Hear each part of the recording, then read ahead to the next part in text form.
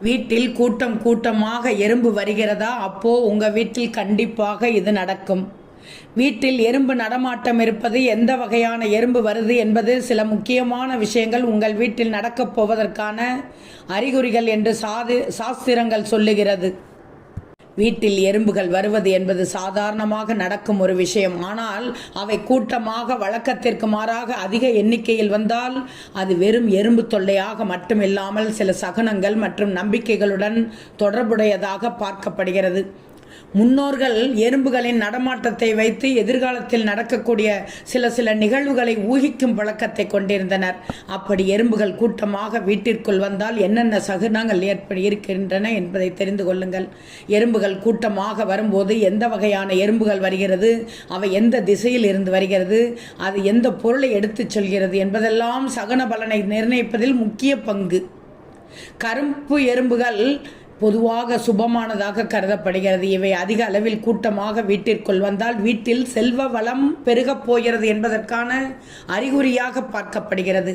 நிதிநிலையில் முன்னேற்றம், எதிர்பாராத பணவரவு, புதிய வாய்ப்புகள் கிடைத்தல் போன்ற நல்ல விஷயங்கள் கருப்பு எறும்புகள் வருவது போல் இருந்தால் நடக்கும். இது வாயில் உணவுப் பொருட்களை எடுத்துச் செல்வது, இது மிகவும் நல்ல சகுனம். வீட்டில் உணவு பஞ்சம் நீங்கி உணவுப் பொருட்கள் பெருகும் என்பதையும் வீட்டில் சுபகாரியங்கள் நடைபெறும் என்பதையும் குறிக்கிறது. குறிப்பாக அரிசி அல்லது சர்க்கரை போன்றவற்றை எடுத்துச் சென்றால் அது வீட்டில் செல்வம் பெருகும் என்பதற்கான வலுவான அறிகுறி. வரிசையாக ஒரே சீராக செல்வது, இது வீட்டில் ஒற்றுமையும் அமைதியும் நிலவும். குடும்ப உறுப்பினர்களிடையே நல்லுறவு மேம்படும் என்பதை குறிக்கிறது. வடதிசை குபேர திசை என்பதால் வடக்கிலிருந்து கருப்பு எறும்புகள் வந்தால் அது பண வரவையும் செல்வச் செழிப்பையும் குறிக்கும். கிழக்கிலிருந்து கருப்பு எறும்புகள் வந்தால் அது நல்ல செய்திகள் வந்து சேரும் என்பதையும் வாழ்க்கையில் நேர்மறையான மாற்றங்கள் நிகழும் என்பதையும் குறிக்கிறது.